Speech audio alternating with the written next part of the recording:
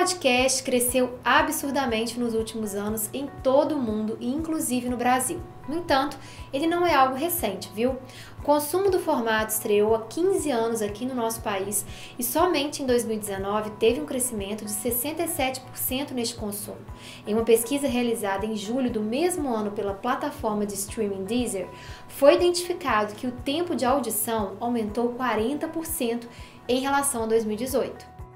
E olha só que interessante esses outros dados. 11% dos entrevistados possuem entre 16 e 24 anos, 47% entre 25 e 35 anos, 25% entre 35 e 45 anos e 17% mais de 45 anos. Outro dado bacana de trazer aqui para nossa introdução a esta aula é que a procura pelos temas acontece na seguinte ordem, do mais procurado para o menos procurado: comédia, negócios, educação, cursos de línguas, cultura e sociedade, estilo de vida e lazer, informação e política, cultura pop, música, espiritualidade e religião.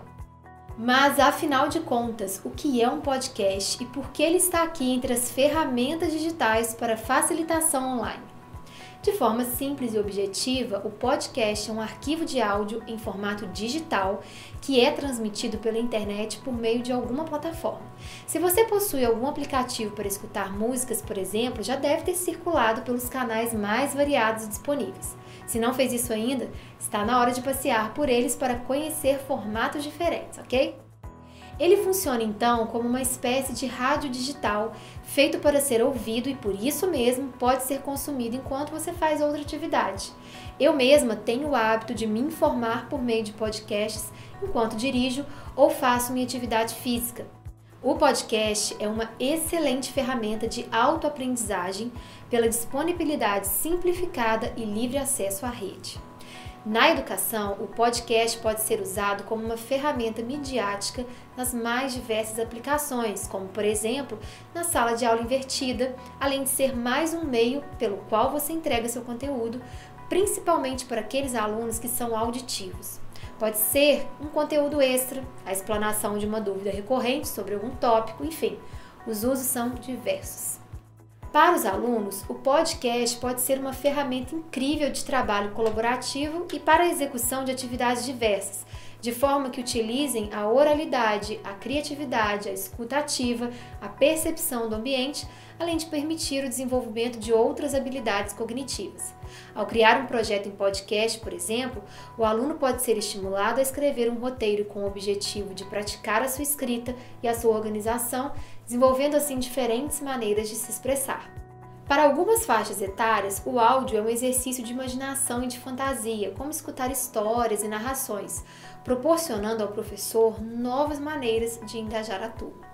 Lembre-se que seus alunos com certeza já estão conectados em diferentes graus às redes sociais e fazem uso dos serviços de streaming de áudio e vídeo, ou seja, já há um uso corriqueiro de aplicativos que permitem o acesso a este tipo de mídia, não somente o acesso, mas a aceitação desse recurso. Portanto, não deixe esta ferramenta de lado, viu? Um podcast precisa de uma roteirização mínima, uma trilha sonora interessante, que não seja distrativa quando o objetivo de uso é a educação e alguns efeitos auditivos. Porém, se você já deseja testar, nada te impede de apenas captar sua locução pelo celular, em um aplicativo de gravação de voz, com uma música ao fundo e compartilhar com um grupo de um treinamento. Mas você também precisa se recordar que seus alunos possuem acesso fácil a bons podcasts e o seu precisa ser no mínimo atrativo, entregar uma boa qualidade em áudio e efeitos. Para te ajudar, vamos ensinar aqui um passo a passo de como gravar podcasts pelo celular. Eu acredito que assim você realmente vai conseguir começar a se enveredar por este mundo. Se eu trouxer ferramentas mais complexas e até mesmo profissionais, pode ser que você não tenha tempo hábil para se aperfeiçoar nelas. Vamos deixar este aperfeiçoamento para um outro curso? E a verdade é que você não precisa de super equipamentos e um mega estúdio para começar a fazer sua produção. Portanto, a ideia é que você não tenha que adquirir nada, nenhum tipo de equipamento inicialmente. Vamos começar?